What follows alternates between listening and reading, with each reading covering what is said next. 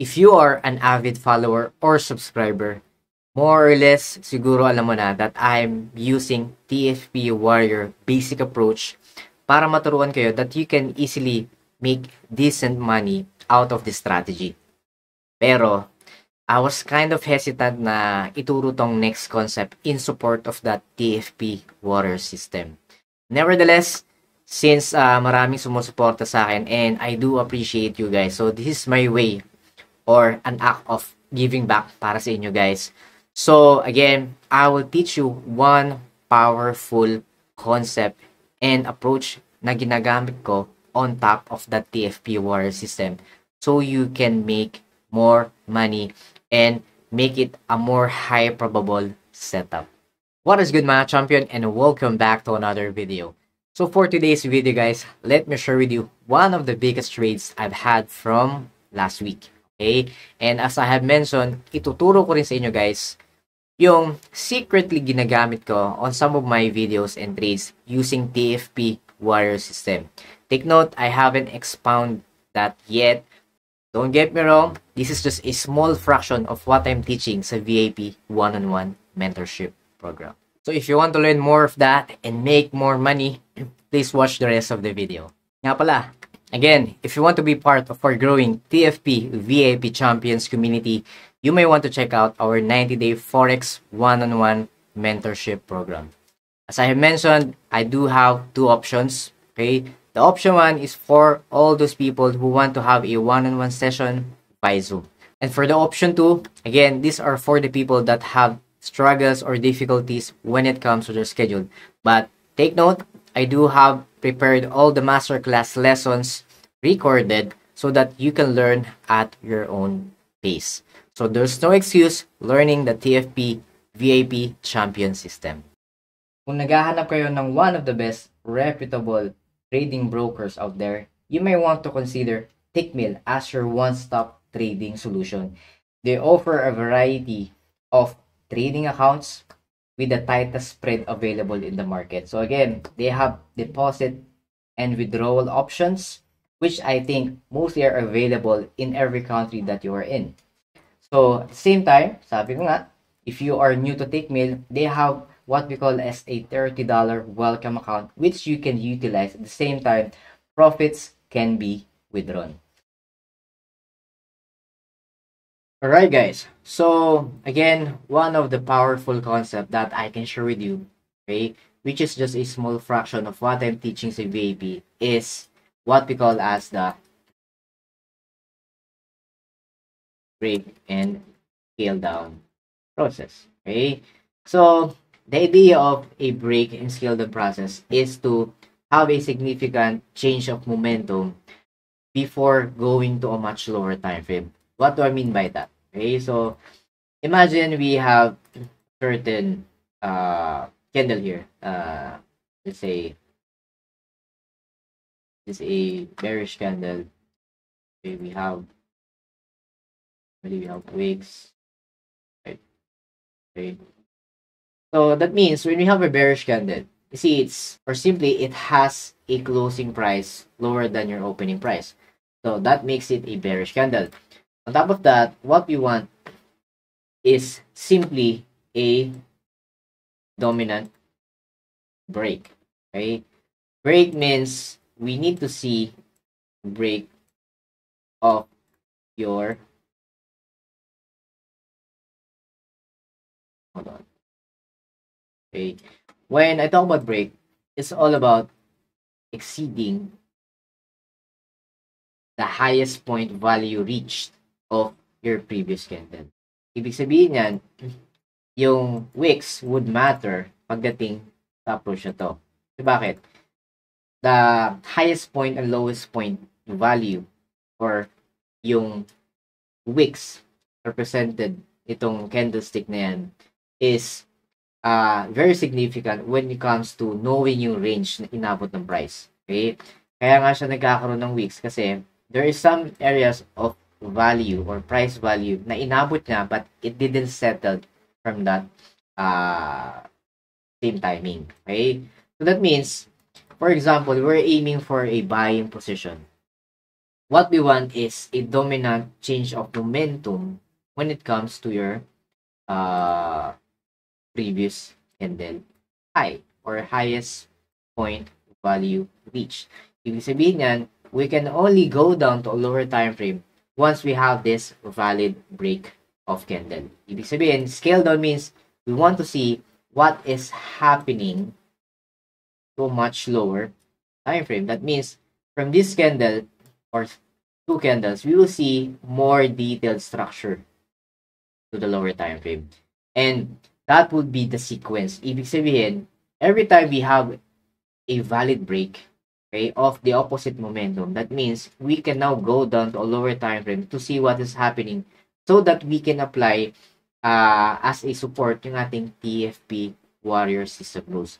So again, if hindi nyo pa alam yung Warrior System Rules, please do check out my past video pertaining to that full lesson, full 35 minutes lesson of that system. Okay, again, that system is for all the basic concepts, how I understand things, and that helped me as my bread and butter to be of where I am right now. Okay, in terms of level ng knowledge, right?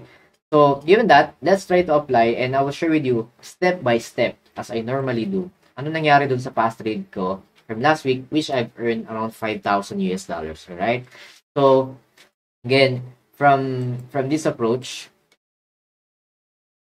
okay, when we see this kind of structure, okay, this is the past view where naabutan ko yung chart, okay? So, that means, when I see this on a daily perspective, seems like everyone is seeing like a level of resistance dito, diba? That's given. We have a friction here. There's something happening within this area. Okay, that's given. Okay, this is what normal traders would do, amateur beginners. Kasi bakit? Whenever there is friction, they would think of that as a resistance, a roadblock on a ceiling. Ibig sabihin, you cannot buy for now, but it is a high probability na mag-sell kasi you are of resistance. Diba nga? Ang normaling tinuturo ng iba is buy at support, sell at resistance. Again, if you take that literally, you will not succeed in this industry. Take note. Again, guys, only stupid people will teach that way. Okay? I'm not saying or singling out kung sino man sila, no? But ang point dito is, everything that they're saying, don't take that literally. You must be logical in everything that you do. And you must have a process. And you must convince yourself why you're buying or selling. Not just because sinabi nila, basta support, mag-buy ka, sa resistance, mag-sell ka. Okay? Have more sense when it comes to your decision making. That's my point. Okay? So, I'm not trying to single out a group or a person or ano man. Kung sino man yun, I don't care and I don't know. Right? So, those are just the feedbacks of some of my students who've been there, right, on that kind of mentality. So, in this case, people would see as a resistance, diba? So, alam naman natin yan. We have a friction here, meron tayong resistance. And anong gagawin ng ibang tao? This is what amateur people would do, or even intermediate. They will go down to lower time frame. Diba? So, they're seeing a downtrend, diba? On obvious momentum ng sellers.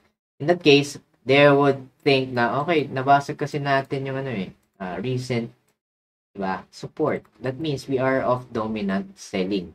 So, from that case, sell sila, placing all their executions, this and that. That is what normal people would do, right? So, I'm just explaining first how most of you guys would think. And I will teach you later on how you should think in terms of being always on a high probable setup. Okay? So, let me just delete again to, then go back tayo dun sa higher time frame. Okay. So, kung talagang avid supporter ko kayo, follower, subscriber, some of these concepts, more or less may idea na kayo. Right? So, kung nakikita natin, di ba, ito yung area nila. They see selling momentum, di ba? Kasi, provided itong dalawang bearish and selling pressure candles, that would add up to their analogy. Okay? In that case, for me, what I do, I don't normally focus lang sa part na to. Diba? Or around here. Okay? What I do is, I try to trace back what happened bago nangyari tong move na yan. So, in that case, even though nakikita ng mga tao na papunta na sa resistance, okay?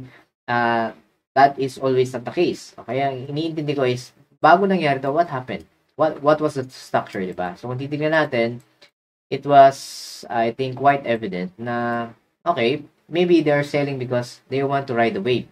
Trend is your friend concept. Again, another beginner approach, which most of you guys are what? Being fooled, alright? So again, I'm not saying it's totally wrong, but if you only have that idea, just follow the trend, okay?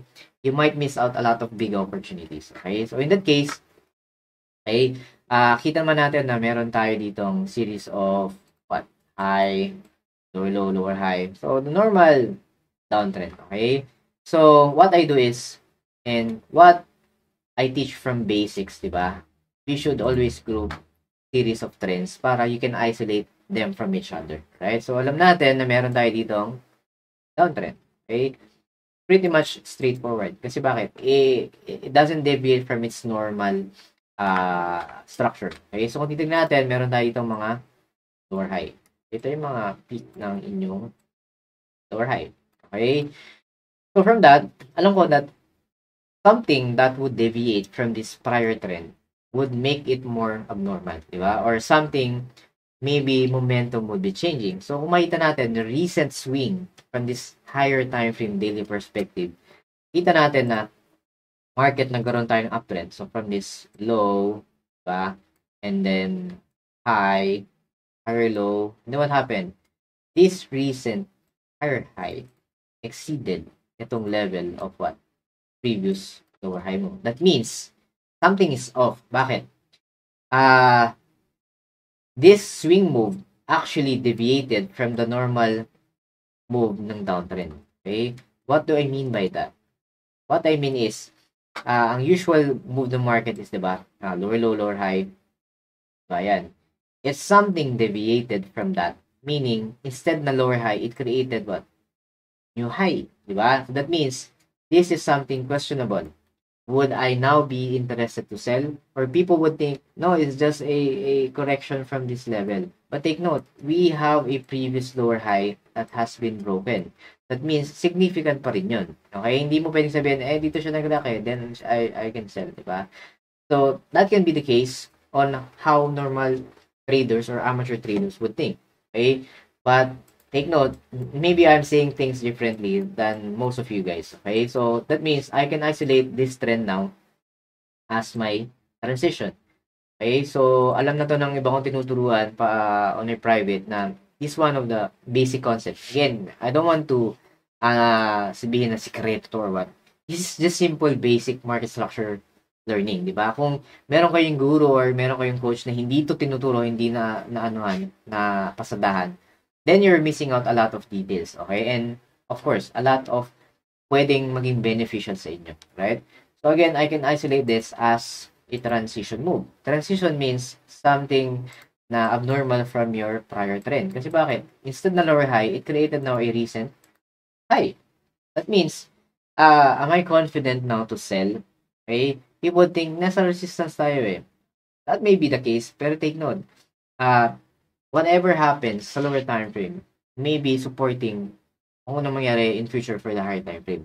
That is why we will apply itong concept of break and scale down process. Okay? So, ngayon, we are now at the current candlestick, which is ito, di ba? Okay? So, it's quite obvious na nakikita natin lahat as selling dominant, di ba? Dalawang strong bearish candle. So, that means, ang point dito, everyone will be enticed to sell, di ba? In my case, what do I need to do to validate? It's just a simple break of momentum. What do I mean by that? Okay, since we are seeing two bearish momentum candles, okay, that doesn't represent na tayo sell. Take note, we have to understand the concept of break and scale down. We have to validate whether who has the momentum afterwards. So again, normally, I don't be impulsive if I'm just seeing bearish move. Diba? Sabi nga natin, what we need to do is always check your previous daily highs and low. And that is always represented ng ating mga wicks. Okay? So, we have here our previous high, okay, daily high, and our previous candle daily low. Right? So, for some of my videos, nakikita nyo nang ginagawa to, but I haven't expounded that much. Okay, so maybe some of you are clueless, pero this is what I do. Okay, for basic approach, take note. Just doing it for basic approach so that you can make decent money on a proper strategy, right? So we have here our previous daily. D it represents daily high. Okay, highest point value reach. Okay, and then the highest point, and then the lowest point value reach for the previous daily. Okay, so we have now.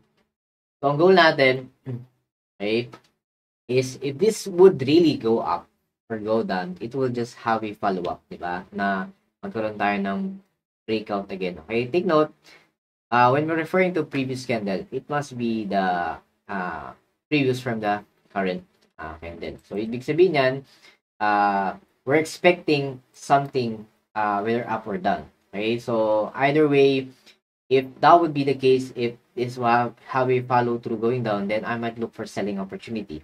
But if it has a break of going up, then it might lead me, okay, as I go on to a lower time frame for a buying opportunity. So again, this can be a make or break opportunity, right? So what happened was, yun, okay, so makita natin, nagkaroon tayo ng strong change of momentum, which is sudden big bullish candle. So so that means something, di ba? Ibig sabihin yan, may dominance yung buyers right afterwards. It actually broke through dalawang bearish candle, di ba? Itong tinitignan natin. So, definitely, if you are selling dahil nasa resistance, you may be off for a wrong move, ika nga. So, that's why you must have to wait.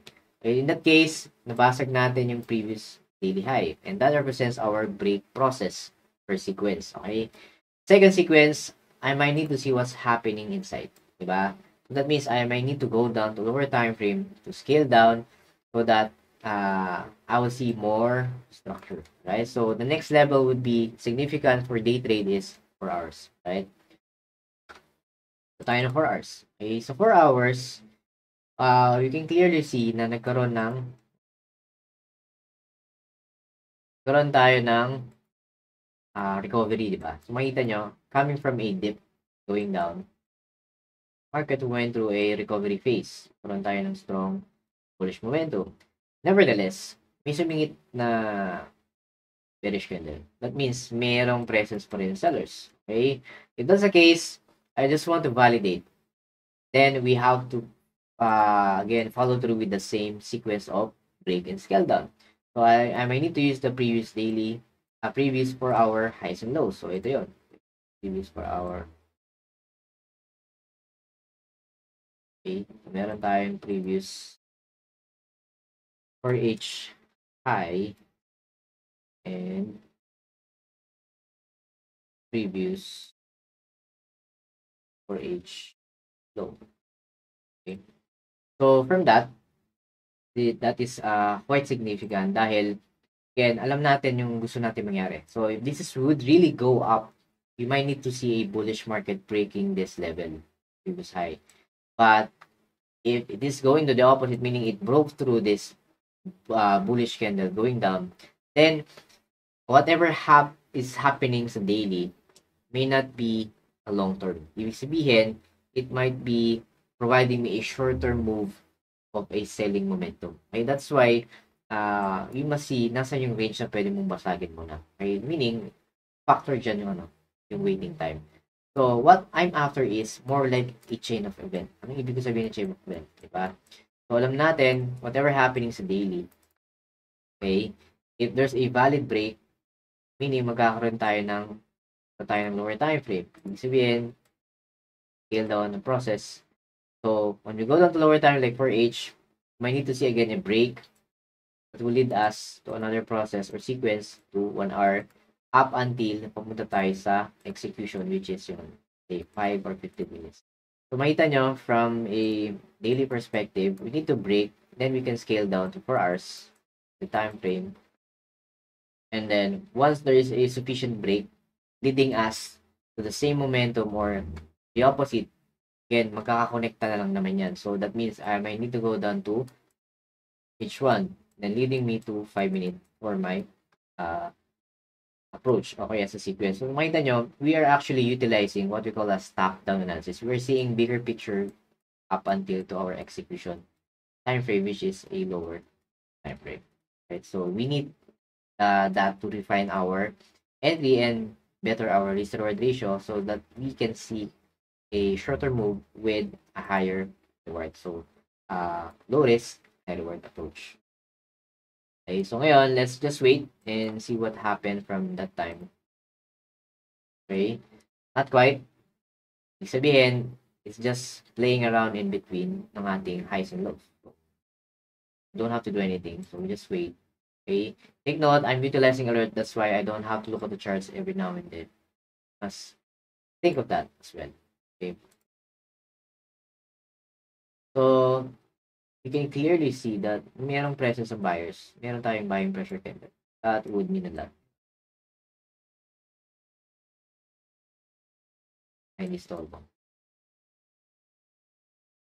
Ayun. Okay, so what happened was, I can remember, na nagkaroon tayo ng break of this previous high. That means, the market is leading now us for a buying opportunity. Kung makita nyo, whatever happens daily, it broke through the sellers, then we scaled out to 4 hours.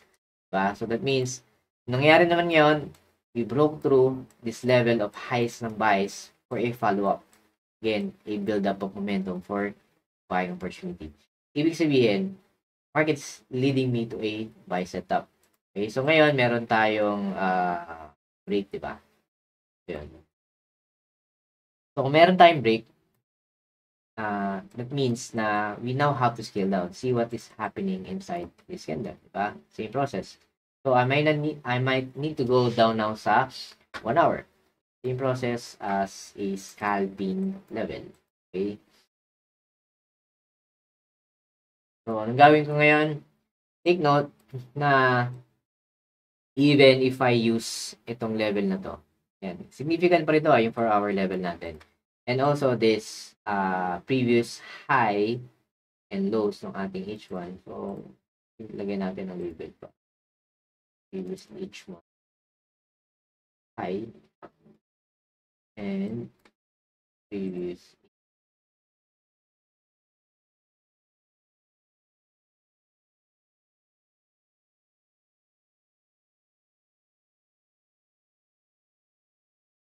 So, I'm putting labels so that pag na-review nyo to guys, sa panood nyo, it will make sense para hindi kayo nalilito when it comes to the lines. Okay, so this is just a range ng highs and lows ng 1 hour, right, ng previous candle.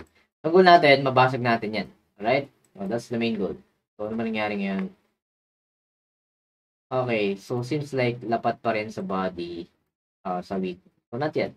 There's no closing above this or even closing below this level. So, I may have to wait again further. So, that's why patience is key, lalo na sa timing ng setup. Yan. Nakita nyo?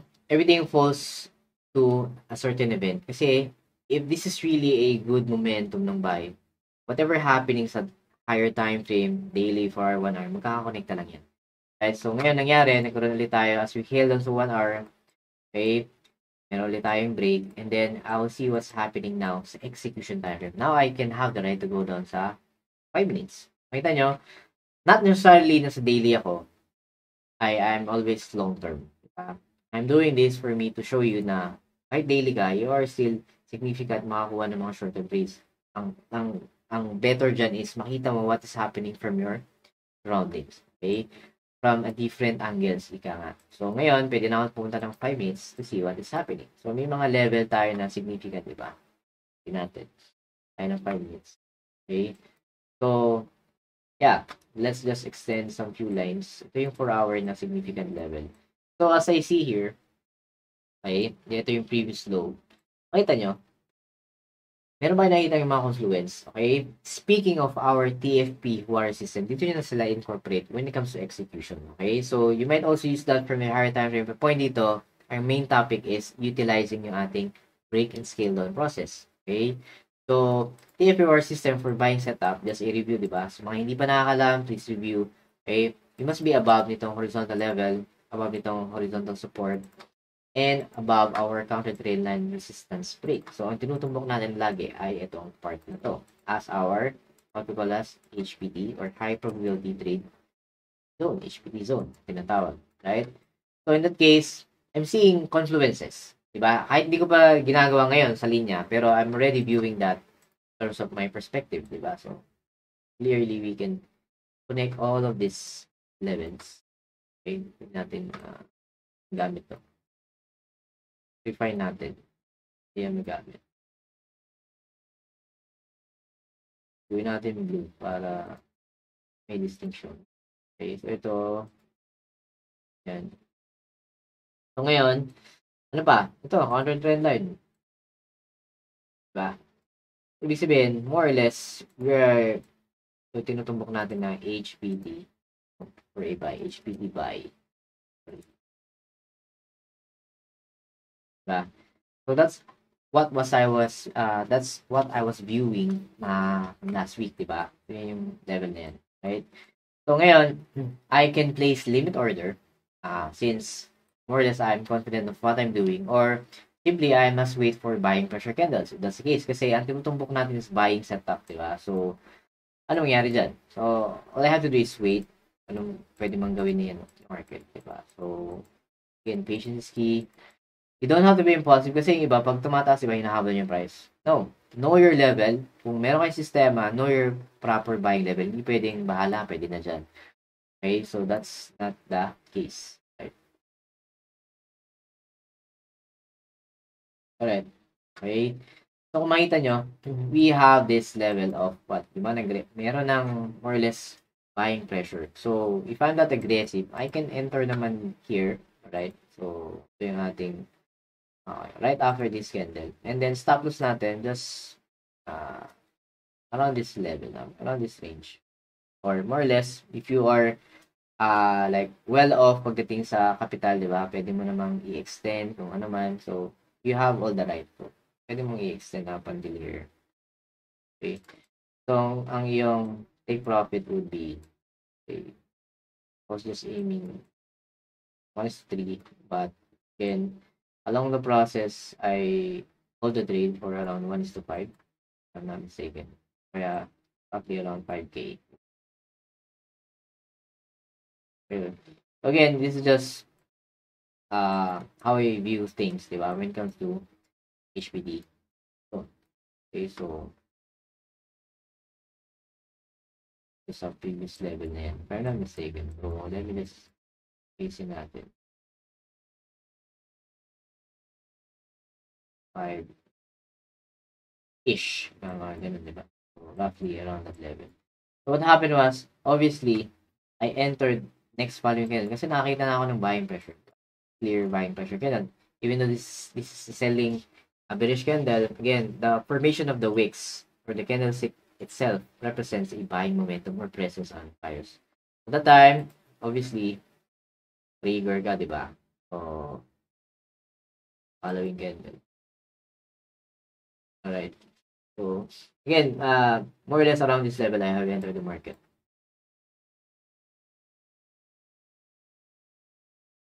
Market went down.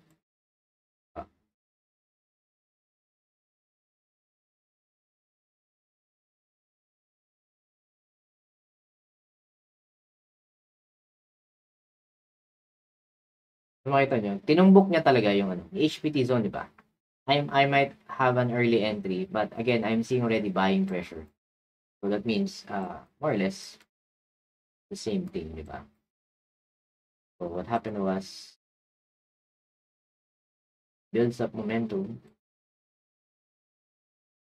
and then,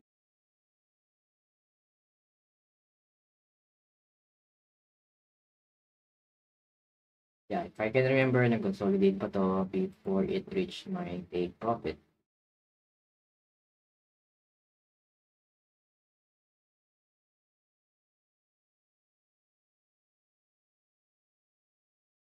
Huwag nyo gawing reference, guys, yung yung nandito na values.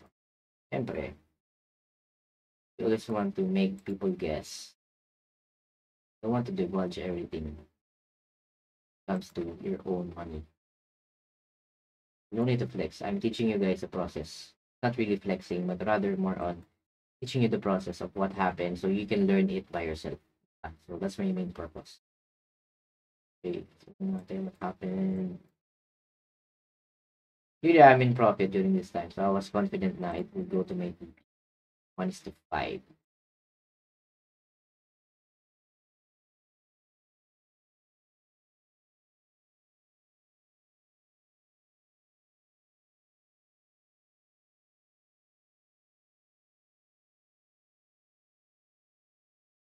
Took time, but again, patience is a virtue, diba? Boom, diba? Took profit, right? So that means, see, what happened from daily, what happened from 4 hours, what happened from 1 hour up to my execution time frame are all relevant. It's a chain of events. That is what we call break and scale down because I just follow what was happening. Validation from daily, scale down to 4 hours. Validation from 4 hours, scale down to 1 hour. Then scale down to 5 minutes from entry. Then of course it will lead you to your winning rate. Okay? So this is how, kung makita nyo, very significant yung ginagalaw ng price. And it's not a coincidence na uh, doon tinumbok ng price. Kasi yun yung relevance ng system ko when it comes to basics. Okay, basics. Get me wrong, war system. Makita nyo, tinutumbok niya based sa rules ng high probability trade zone. So, coming from these confluences, trend support, counter trend line, resistance break, diba? Saan tinumbok ng market? Around this area. Diba? Because that is the sweet spot of high probability trade buy. Right? So, I hope you get the point. Okay? So, this is just showing you how powerful break and scale down process is. It's more like understanding what will happen next. Okay? But you have to validate. And then before you go down to a lower time frame. So, it's more on a higher time frame approach pero on a top-down analysis perspective, 'di ba? So hindi naman ako nambabase sa isang time frame, 'di ba? So kung titingnan natin, obviously, ah mean a lot, 'di ba? So from last week. So importante dito is not really yung profit lang but rather yung process. Okay? Yun yung pinaka-importante kailangan yung maintindihan. At don't aim just for profit but rather have a system that would provide you of being consistent. Okay? So, yeah. So, I hope may natutunan naman kayo guys from this lesson and hopefully you can implement or apply din tong tinuro ko na break and scale down process sa inyong trade. Of course, ang partner niyan is yung ating TFP Warrior System Basic Approach. Okay? But again, sabi ko nga, this is just a small fraction of what I'm teaching and what you will get from the VIP Champion System. Okay? So, again, thank you so much to all my TFP VIP Champion students all over the globe, subscribers, followers, and sa lahat po ng sumusuporta. So, God bless and see you all on the next videos. Bye-bye. Alright, guys. So I just want to inform and announce that our TFE VIP Champion Student private Discord community is already up. And yeah, here we have several channels wherein we share our technical trading ideas among each other. And of course, we also have our weekly trade ideas para sa ating mga weekly forecast para sa mga currency pairs and some announcement section. And of course, since tayo ay global, of course, we have other students as well na galing sa mga ibang bansa overseas. So, we introduce ourselves and introduce kung saan tayo galing, sa bansa tayo ngayon, OFW man o hindi. But nevertheless, this is a healthy community para mag-share ng mga trading ideas para sa inyo guys. And hopefully, I will be putting up a server publicly para sa mga baguhan naman and those mga followers and subscribers natin. Alright? So yeah, this is just a minor announcement and hopefully guys, you can join us and make this community grow lalo na sa ating mga estudyante nag-aaral. Alright guys, so mga baguhan pa lang. But nevertheless, everyone here wants to learn, wants to make profits from the market. But as much as possible, we're all equal in the eyes of the market. Alright guys, so that would be it. So yun lang and thank you very much. Right, bye-bye.